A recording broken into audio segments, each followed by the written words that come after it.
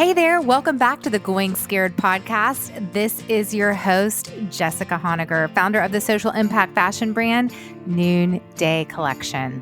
All right, well, we are nearing the end of our series on resilience. Next week is actually our last one. Today's conversation I added really last minute because I just met our guest a couple weeks ago via a phone call. And I had been thinking about how we have had these incredible conversations during this series, but one of the conversations that I hadn't yet had is with a mom who had lost children at a young age.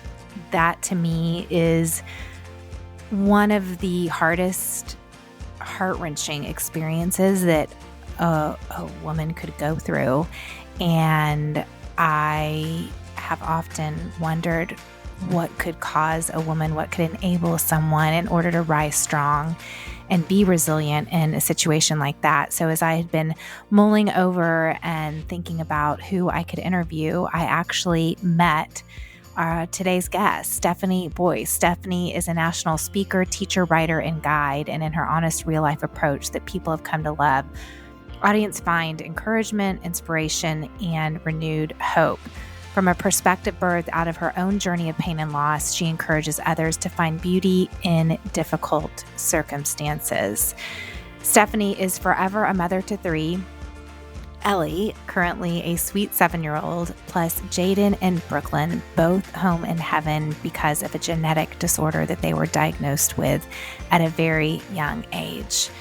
Stefanie currently lives outside of San Diego, California, and works at the Oaks, a new retreat center purchased by Bob Goff and Miles Adcox, designed to help people create, rest, and celebrate. And you will just even hear from Stefanie's voice today that she truly is the right person to be leading a retreat center because she walked through a decade of grief, of caring for 2 kids with special needs, and then walking through their death. And now, over the last couple of years, healing, walking through that journey, and now leading others through a healing journey. And that really is what she does for me today. As you'll hear, for those of you guys that follow me on Instagram, you'll know that my dad was diagnosed with kidney and prostate cancer around 1.5 years ago, and he received immunotherapy about 18 months ago and had an adverse reaction to that and almost died, a very, very rare adverse reaction.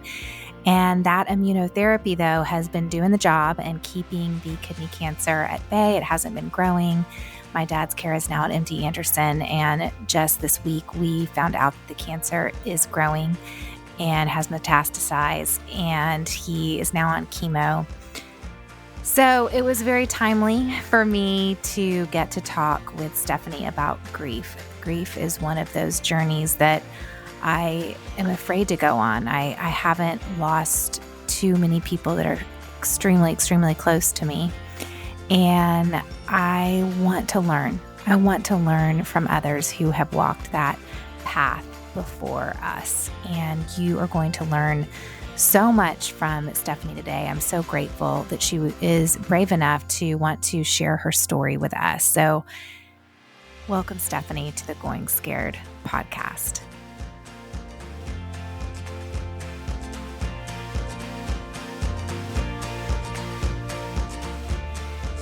Well, thank you so much for sharing your story and not hoarding it. And I know it's very brave to share your story. So for those of you guys listening in, I met Stefanie on a phone call 2 weeks ago.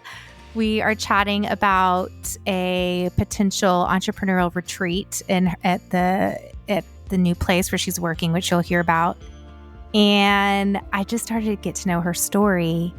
And her story has really a mother's worst fear, and that she lost her children and fairly recently. And during this series we've done on resilience, in the back of my mind, I thought, gosh, talking to a mom who has been able to walk through grief after losing children, that is the most heart-wrenching grief I could possibly imagine. And I thought I would love to interview a mom who's walked through that. And I think it was the next day I met Stefanie. So I thought, this is meant to be our conversation today. So I really appreciate it. Thank you so much. It's always an honor to share about my kids and to share all of the beauty and the pain. So I'm just honored to be in this space with you, and hope that our time will just encourage people that are going through rough times, whatever that looks like. I think when people originally hear my story, it's a big story, and it really is, like you said, a lot of mothers' worst nightmares. And so in our time, I just hope that people will feel comfortable to lean in and hopefully be encouraged and inspired. Well, first tell us about how I met you. Yeah. Well, I'm super excited. So I ended up, I'm friends with Bob Goff, who I'm sure many of your listeners know and you know. He's amazing. And we've been friends for a while now. He came to speak at my church when I was on staff at a church. We brought him in and had the chance to go to Uganda with him, which was amazing. And just over the years, we stayed friends. And so he went in with Miles Adcox down at Onsite, and they purchased this beautiful 160-acre retreat center out in the foothills of San Diego. And so when I heard about it, I was super excited for him. I'm like, so Bob, like, tell me all about it. And he did. And I'm like, who's running it? He's like, you are. I'm like, Bob, no, I live in Chicago and have this life, and I don't know if I can do that. But that's actually how I ended up going to Uganda too. It's just like Bob being like, let's go to Uganda. So anyway, my husband and I just took this huge leap to come out here and hold space for people to create and rest and celebrate. And I got on the phone with you because I'm hoping that we can do that for some entrepreneurs, women in business, and that's how we connected. So I'm just excited to see what's in store for this place and honored to be a part of it. So crazy. I can imagine, back when you were maybe in high school and you're like, I am going to run a retreat center someday.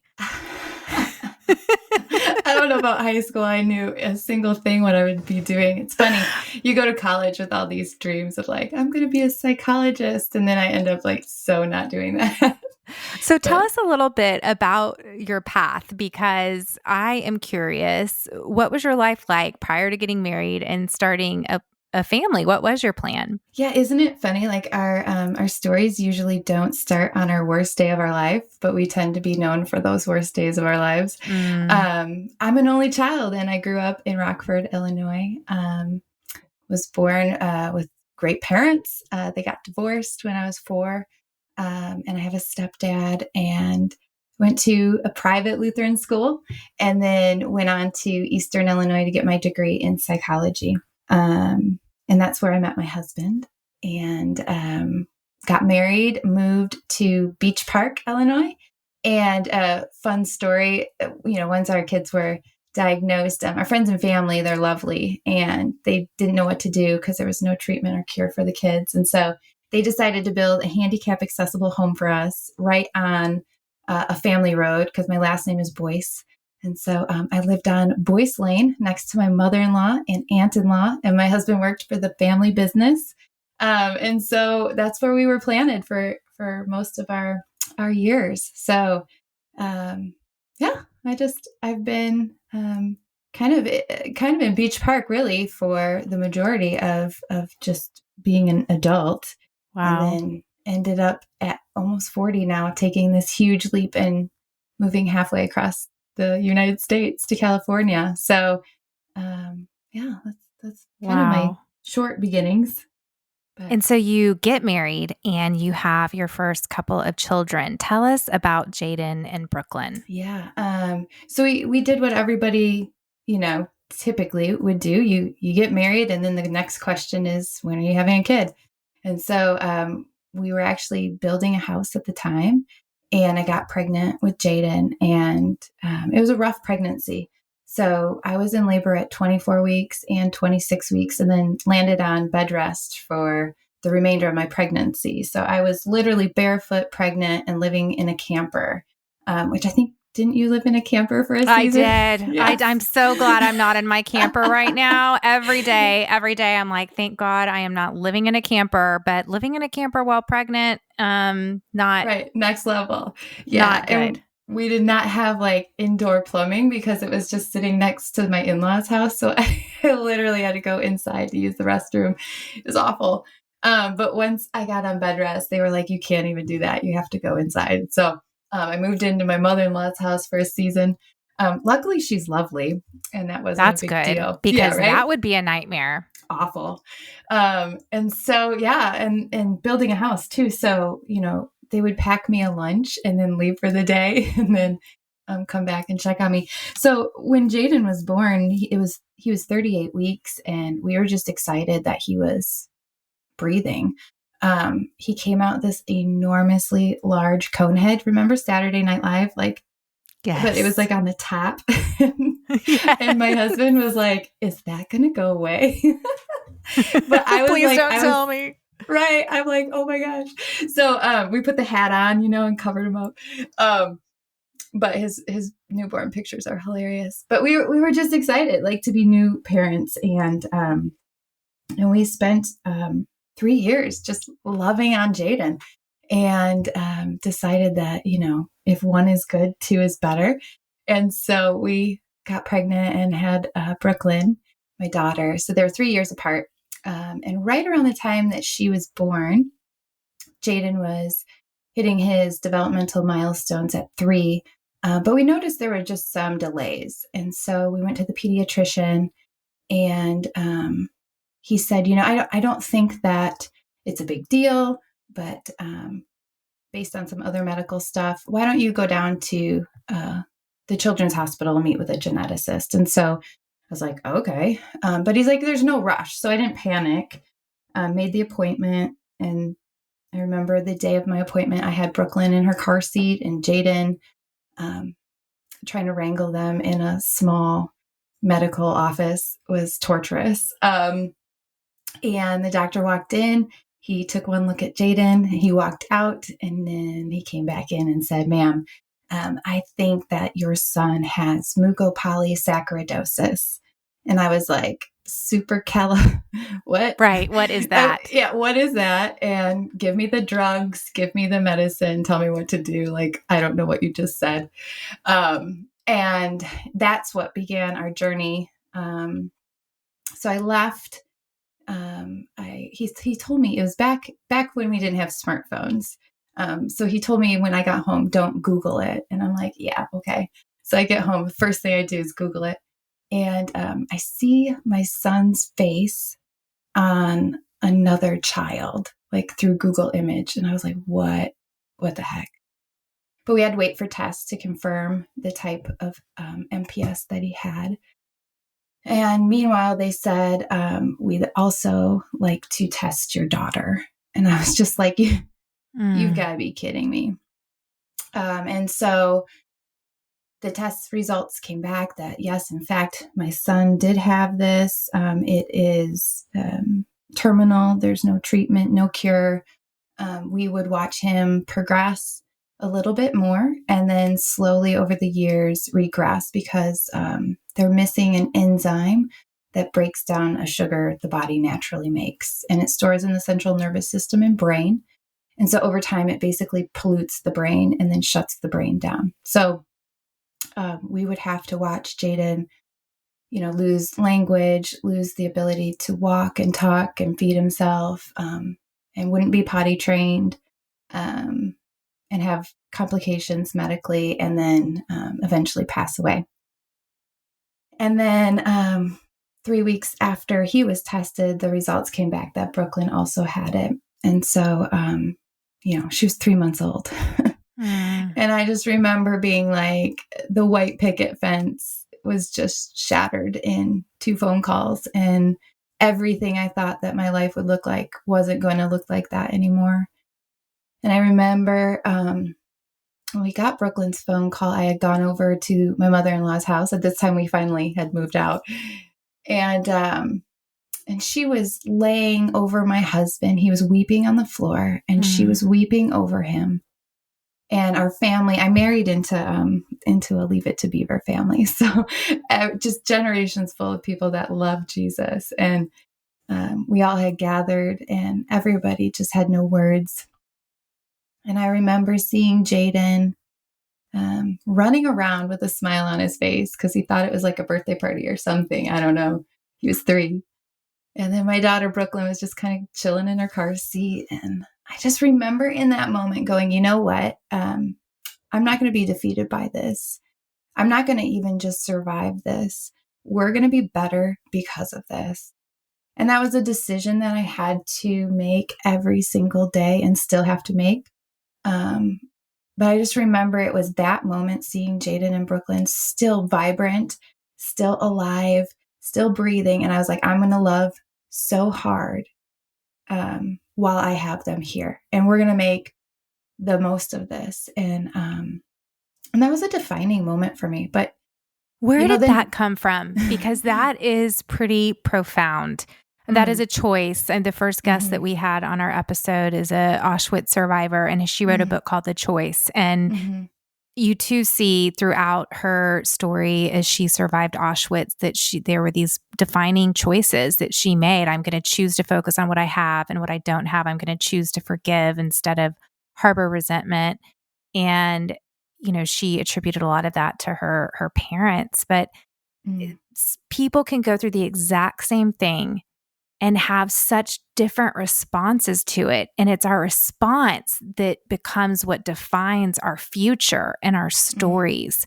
And I think that is why just this entire series on resilience and interviewing people that have been through and are going through still just really traumatic, hard times. And yet they make these choices, and then to have a mindset of hope and of that I do have choice, that I do have agency. So I'm curious, what do you think in that moment gave you that ability or that voice inside of you that said, we're going to make the most of this, and this is going to be for our flourishing? Mm-hmm. Yeah, I think it's twofold for us. Faith is really important. So I would have to say that the lens that I use to see my life is through that. And so just believing like death isn't the end has been super important. But I also, I think when we go through painful things and we look like at something like my story, it's really easy to see the obvious thing, which is suffering and pain. But what we forget is like, it's wrapped in a 3-year-old's body, or it's wrapped in a 3-month-old body. Like, my children are beautiful. And so it was easy to love them. And it was easy to choose them and choose to do my best as a mom. I mean, I certainly didn't succeed every day and probably failed more than I did succeed. But I think just loving them, when you look at your child's face, you're not like, oh, well, you're not perfect, so I'm gonna not love you. You just look at your child and you're like, oh my gosh, you're mine. And I'm going to do the best that I can to love you. And so, I don't know. And I'll be honest, I'm certainly no saint. My husband dealt with it very differently. It took him a good year. He didn't want to be around the kids. He just could not grasp how he couldn't protect us from this. And so he went through a really deep depression. And the one thing that released him from that was he started praying for other people. He just got to this place where he was like, you know what, Lord, my desire is for healing. I'm going to just trust that you'll do what you need to do. And then he also simultaneously went to India and was serving in a leprosy colony and realized, wow, like I'm not the only one on this world with pain. And I think it was just this moment for him where he realized that he had something really beautiful in front of him and he could miss it, with time being so limited. That was the gift that we were given. Our diagnosis took us out of the Joneses rat race. Like we couldn't keep up anymore. We couldn't compare ourselves to how our kids were doing, or what grades they were getting, or when did they potty train. It's like we were just kicked out of that whole race, which is kind of a blessing. Mm-hmm. And so we had to make choices, little choices every day, to look past the blaring, obvious difficulties that caregiving bring. Because I have to tell you, it's super hard to have 3 children that need diapering and need to be fed, and G tubes. And I mean, we would like wrangle them like monkeys to try to feed them. And so it was a lot. And many days I'd want to give up. And I just, I think for me, um, resiliency comes in these small, everyday, mundane choices. It wasn't just that one moment that I decided that we were going to be better. It was like every single moment that followed, choosing to see a different way, and to carve the path, to continue to go back to those basic things that I saw as being true and worthy of my time and my attention and my love. And so your children, 3, a little baby, some developmental delays, but nothing like G tubes and never being potty trained. When did you begin to see some of those milestones begin to deteriorate? And what was that grief, that kind of initial grief process like for you? Yeah. It was new normal after new normal. It's funny, like during the season that we're in right now, where everyone is kind of shifting into these new normals or pivots. I'm like, man, that was my life for like a decade. Like Mm. as soon as I would get used to like, okay, we can do this. It's a G tube. I've got this. Things would change, and it'd be something new that now it's seizures. So each milestone that they would miss, which started happening around the age of 4 or 5, like my daughter had hundreds of words, and within 6 months lost them all, and it was painful. She was very, very upset about it, and rightfully so. But yeah, it was super painful to watch, and I just think for us, it's like adjusting to those new normals was, again, having to make that decision each time to return back to who we want to be, and then to choose to see the beauty in the midst of the pain. Mm. I've heard you said we want to color code and categorize our emotions when in reality, our emotions are muddled together. They snuggle up right next to each other. And certainly a mother's love, it snuggles her children, but there is this reality of your, I mean, you could have chosen to be in a constant state of grief because you just never know what you're going to lose. You're going to wake up that day and you don't know, is my child going to wake up now without the ability to talk and now Mm-hmm. not without the ability to walk? Tell us Right. more about that, about how you can't compartmentalize grief. Yeah. I think we want to do that. I mean, I think it's a protective measure that we want to compartmentalize grief because it's easier to ignore our pain or try to control our pain. And we're complex beings. And I think what we want to do is go, well, I'm either joyful or I'm sad. But really what happens is they kind of coexist at the same place. It's kind of ground zero is where you'll find both joy and pain. And they're coming from the same exact place. And so for me, it was more about integration. Like, how can I be happy and sad? How can I choose to be really honest about the things that are tough and broken in this world?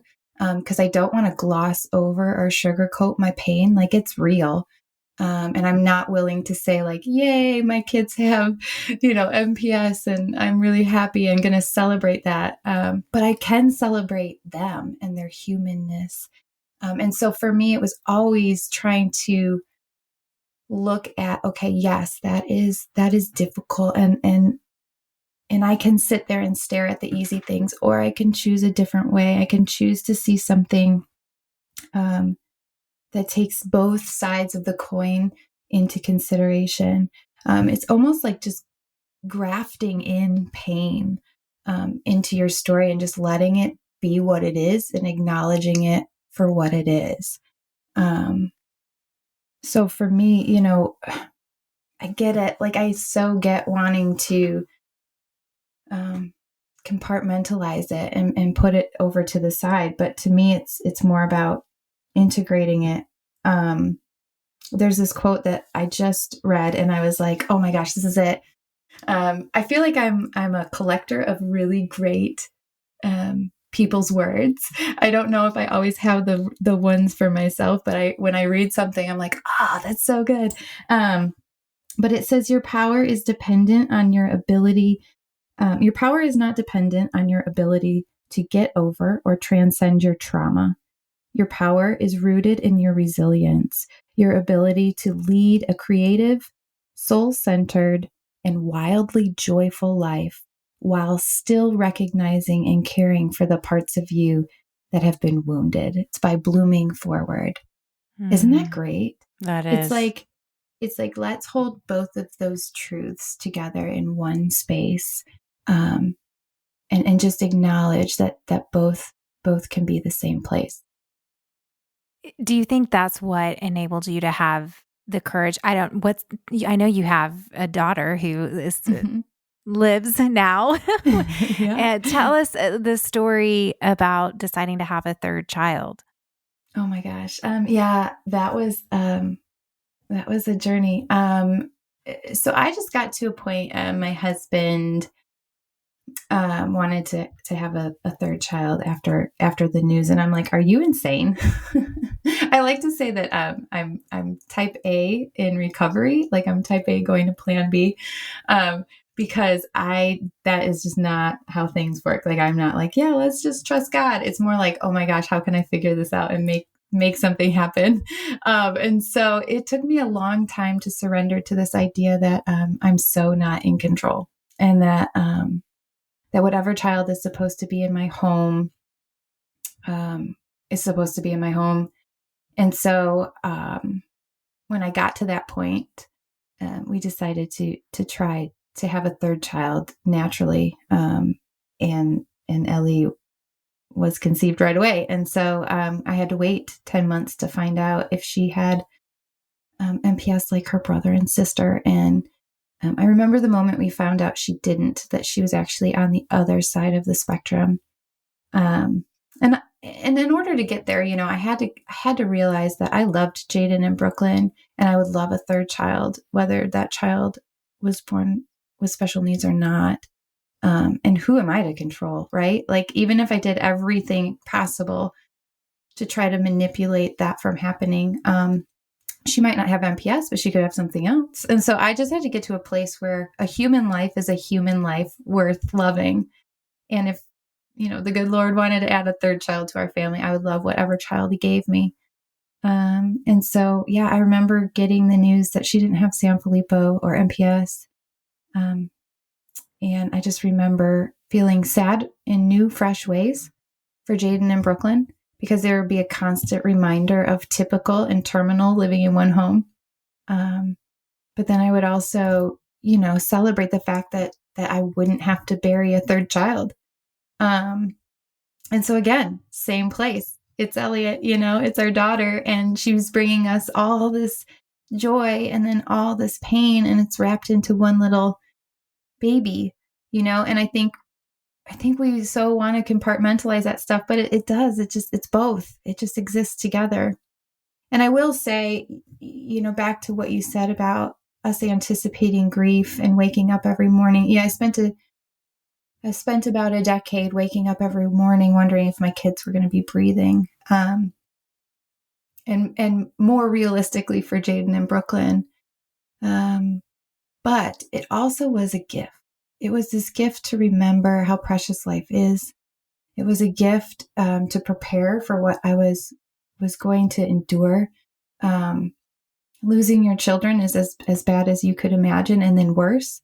But those times of preparation that I was gifted to take pictures and make memories, like, not everybody gets that. And so again, I can focus on the fact that my kids have passed, or I can focus on the gift of life that I got.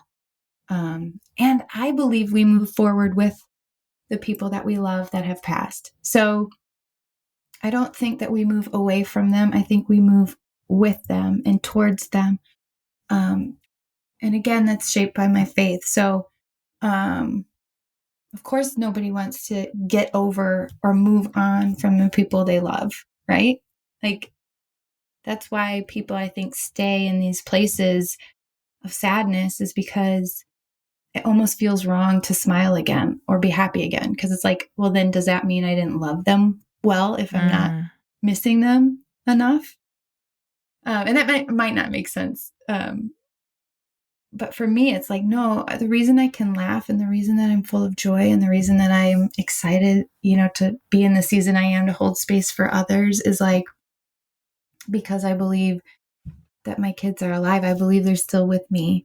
And so, I think our faith is always pressed when we experience significant suffering or pain or anything in our lives that cause us to ask ourselves, will I survive this? And so my faith had to become very real. And so I can look at those moments of anticipating the worst days of my life, and be grateful that I knew it was coming. And the thing is like, Ellie could die too, like, I think sometimes we think like we're immune to the world being yucky. And the truth is, the world is yucky. I mean, but it also has all this beauty. And so, it's just, to me, it's like saying, yep, there's both here. And what are we going to do with all that? It's like, what are you going to pay attention to? Yeah. More. So tell me about Boyce Lane, because that sounds like one incredible story. And it seems like community has played a huge part in you being able to be resilient. Yeah. Yeah. Boyce Lane is awesome. They're sad that we're gone now. But Boyce Lane was fun. My husband, again, came from this beautiful, lovely extended family, big family, where everybody loves each other and they sing around the piano. And, it's like the open door where everybody's coming in and out. And yeah, our house, just because it was built by the community and for the community, our community lived within the walls. And it really does take a village. I think it takes a small army when you have 2 children with special needs.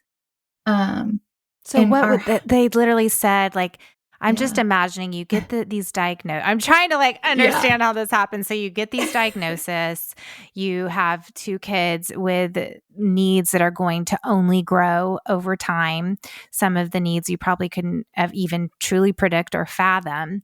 So was it a big fundraiser that started, or how did the army of help begin to organize and come to life in your situation? Yeah, we had my husband's cousin came over, and she's like, we don't know what to do, but we want to do something. Can we build you a house? And I mean, we were just shell shocked. We're like, on the one hand, we're like, no, like, it's a pride thing, like, we don't want handouts, like.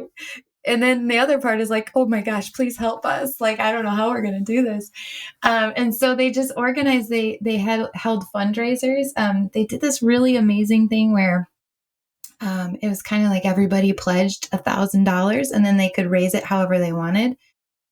So they took a pledge to build with the Boyces, and then the pledges just started coming in. And my husband was part of the blue collar life. And so we just had a lot of people in the trades that loved us really well and donated a lot of their time. And our community literally, hands in the ground, built our house, handicap accessible. When I got the diagnosis, I struggled to sleep. And so thinking of a house that would be safe for my kids was what helped me fall asleep. And so I drew it on a piece of scrap paper and gave it to an architect, and he made it come true. Oh my And then gosh. Make-A-Wish came over and put a fence around our house. And we had respite workers in our house all the time that helped me care for the kids as their needs increased. And I mean, it was just amazing. It was like heaven on earth, just having people love us so well. And there's nothing I could do to ever repay those people back. But it's funny when you talk to them, they will say that they've already been paid back by getting to know my kids and being present, because they had this uncanny ability to love without judgment. So, I mean, I remember just moments of healing that happened in my living room without words. They really were able to change lives significantly. And it was exactly because they had MPS, that their love was transformed and utilized through their weakness.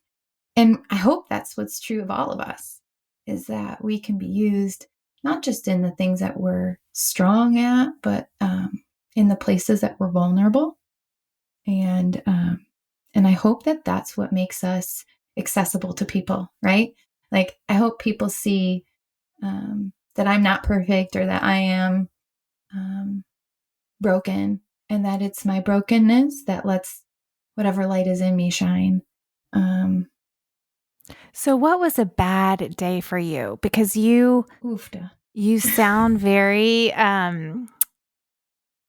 evolved, and you have this beautiful, calming voice, and I just want to sit at your feet and just learn from you. Well, see, I'm just imagining, though, I'm just like, I'm going crazy with my 3 children that do not have special needs, because I am with them all the time right now, and I'm losing my mind just a little bit. And I'm like, okay, so tell me about a bad day, or a day when you were like what led you when you were like totally overwhelmed, like, I don't think I can do this anymore. Oh, yeah. And I have to say, like, that was almost every day. So I'd have these really bright, maybe lovely perspectives, and then I'd wake up. I'm just joking. You are living in paradise right now. 150 acres.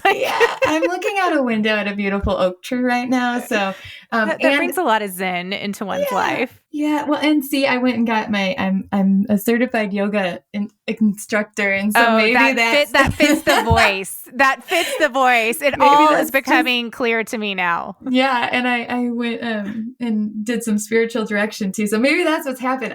Girl, you're in the zone today. I need some of that. I need some of that zone today. There you go. See, come to the Oaks. No, actually, all you have to do is talk to somebody close to me for a good bad day, but I'm happy to share many. I will tell you one in particular. So, Brooklyn was very, very feisty. She, I would have to sit on her to like braid her hair. She had this big lion's mane of hair. And every morning it was like battle of the brush. Like I'd lose my crap just trying to get her dressed, and she'd kick her shoes off. And, like when the bus came, I was like, hallelujah. Because they were so hard to get ready. But I remember one day, Brooklyn, she had been itching her head for like weeks. And because she was nonverbal, we thought like it's something neurological is going on. So I took her down to the city for an appointment. I took her to the dentist. I took her to the doctor. Like, I was freaking out that something was wrong. She couldn't tell me what it was. She's biting on her cup. She's kicking. Finally, our respite worker says, I think she has lice. And I'm like, oh no. Like, no, she can't have lice. Like, she literally has like this hair for days. And I remember hitting the wall and like weeping and sliding down the wall. And my husband just looked at me like, oh no, like no. Like you can't melt down. Like you're melting down over lice, which is like what all moms do when their kids have lice. Have you had lice? It is the worst thing in the earth. I don't know who created lice, but it is awful. And so I just remember looking at my husband and being like, I'm going to the store. I'm going to get all the lice removal stuff there is and the biggest bottle of wine I can find. And I will be back. And I come back with this bottle of wine and this big old tub of lice removal. And I start picking out for 3 hours, just lice out of my daughter's hair. And she's in a high chair and it's like she's crying. She doesn't understand what's going on. And it was one of the worst days of my life. And I've so much other nasty stuff I've had to do where like I've been pooped on. I mean, hospital stays, you name it, sleeping on weird places. And there were that many, was your many life. days. Yeah, right. I mean, I'm just Tuesday. imagining that was your life for 12 years and you're managing respite care workers and oftentimes those are people in and out of those jobs a lot of times. And so I'm just imagining it. And now you live in this very quiet, beautiful place in California. But that's why I needed a zen place. Like I needed a happy place to go. So I'm just like, how do you go from like every day is just pouring out and getting through the day to the last couple of years? I mean, I'd love to hear, first of all, just, the story of their death. I mean, did you have warning signs? Was hospice involved or was it sudden? Mm-hmm. So what was really great about Illinois, and this isn't the case for every state, but so hospice was something that we were able to get as soon as my son Jaden outgrew diapers. So they were with us for 4 years. Wow. Yeah. So it was for our palliative services. So we were able to really build relationships with the team that would be walking us through our journey. So again, I know that's unique, but in Illinois, it was such a gift. And, having them around to walk us through every little milestone was super important. And, I'm always cautious to talk about our experience with their passing only because I know it's not everybody's story. And I know that death is impacted, and but I like to say it's like a death narrative. So depending on how you've experienced death as a child, growing up, who you've lost or who you haven't lost, everything shapes kind of how we interact with death. And a lot of us have not been given great handles on how to talk about death, how to lament, how to mourn. And so, anticipating that grief over a decade, although it sounds difficult, the reason it's such a gift is because I was able to gently prepare for these moments as best as you can, where other moms and other people may have lost their kids suddenly or traumatically. And so I'm very aware. I actually have, I've spent some time volunteering in pediatric hospice, and I'm aware that I have a unique story. It's not everybody's story. But for me, in order to feel some semblance of control in a very out of control time, it was best for me in my grief journey to face everything head on. So I wanted to know the signs that I needed to look for. I wanted to be proactive in managing pain. I wanted to make sure that I knew what I was up against. For example, one of the things that we did when we knew that it was getting a little bit closer is I ordered urns, and I had 2 urns for the kids in the basement waiting. I should have ordered 5, right? Because we all die. But for me, it was like in that moment, I don't want to pick out an urn that I don't like. So I want to have the one I like. So when the time is ready, I don't have to make that hasty decision.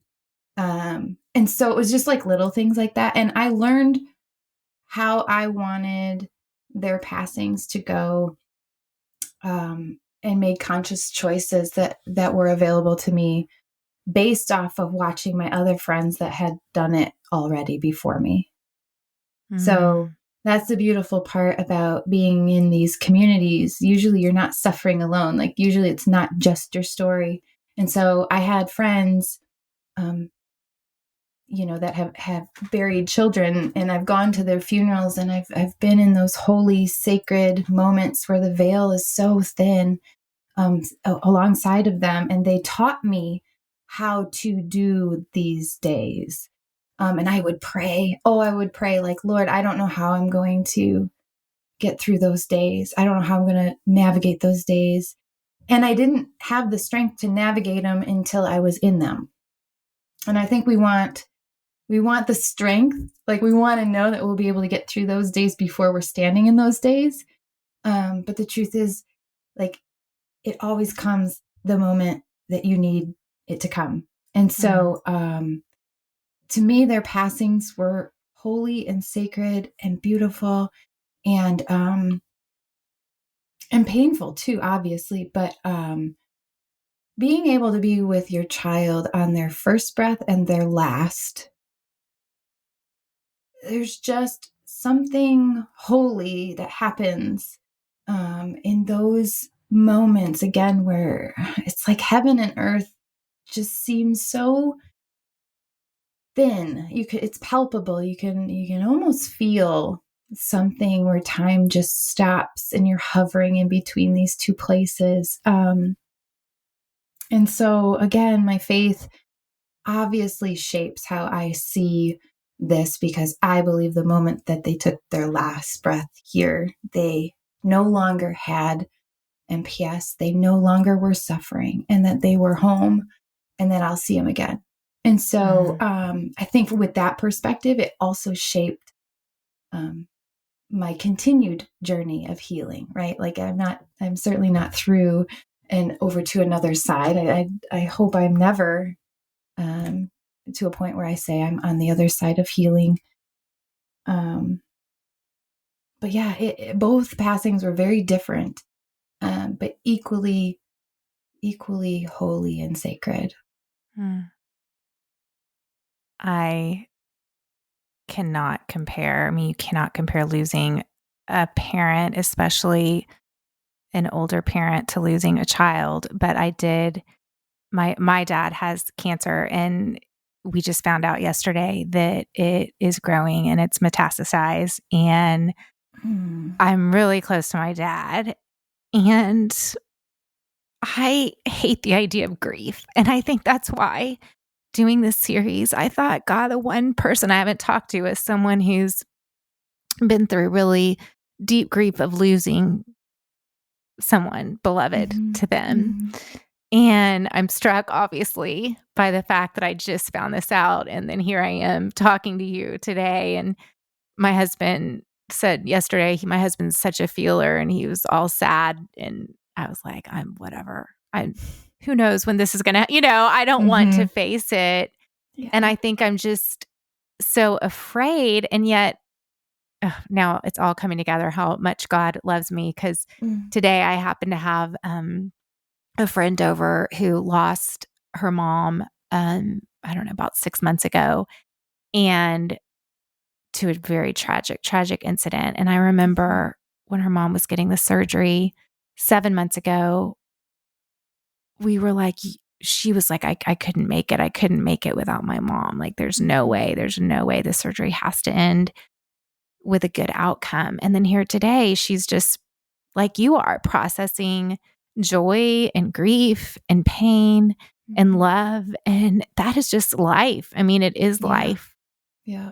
But I'm curious how, if you do, and I think a lot of us do, especially when it comes to older parents, not as much with terminally ill children. That is another level of grief and preparation. But, you gave an instance of buying an urn. That's so powerful. And I love that idea of just having beautiful urns for everyone in your family, just out on the, I don't know, in your office or something.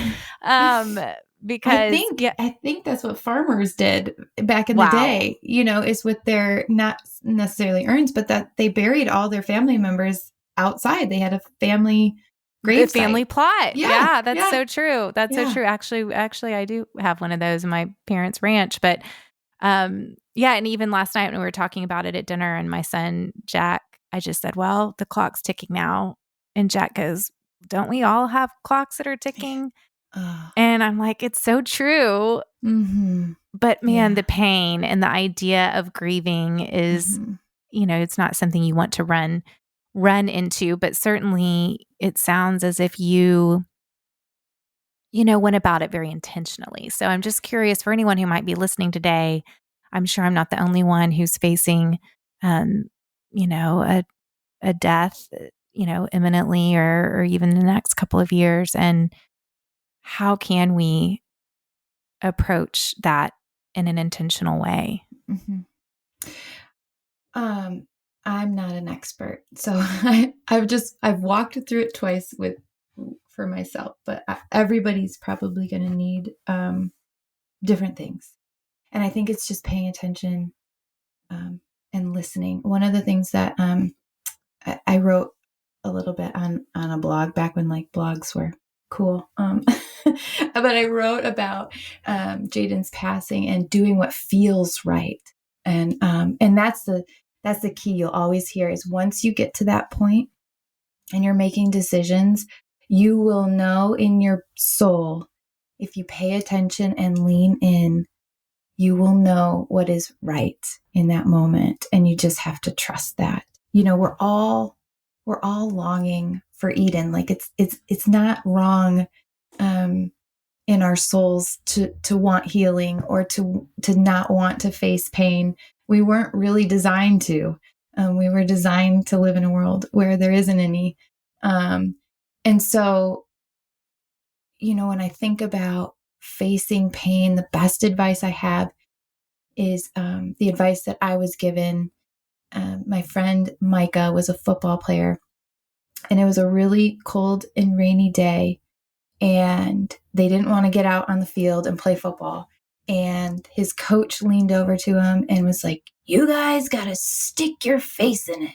And I don't know why that's such a hard analogy for this topic, but it has stuck with me, that I just want to stick my face in it. I will not be controlled by my fear. I'm going to run towards it, and I'm going to stick my face in it. And it can't hurt as bad if I'm looking at it straight on. I'm going to study it. I'm going to learn it. And then it won't win. It can't have control over me. And I was actually down at the beach recently, because they just opened the beaches here. And I was watching the surfers, and surfers do this thing. It's called a duck dive. So when the wave is coming at them, they actually start gaining speed and start paddling harder. And they aim straight perpendicular to the wave. And as soon as they get about 6 feet near the wave, they dive under the wave. They push down on the board to go even deeper, so the wave doesn't take them and it crashes over them. And then they can go out even further. And so for me, grief is the same way. I'm going straight towards that wave. I'm going to go towards the pain. I'm going to trust myself that I'm going to know what feels right when I get there. I'm going to dive down deep. I'm going to let that wave roll over me.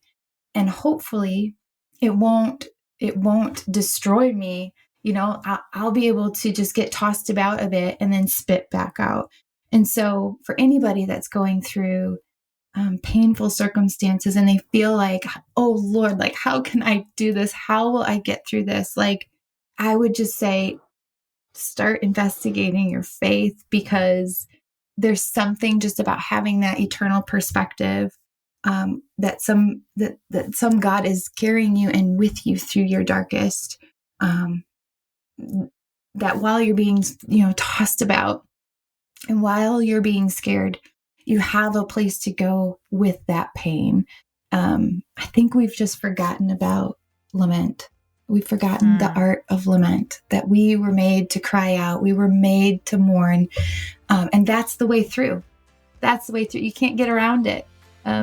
Your son was right. We all have clocks. So, we don't like to talk about death because it's painful and we weren't made for it, but we all die. And so may we all find the beauty in life by examining death and what we believe, because it really does shape the way we live.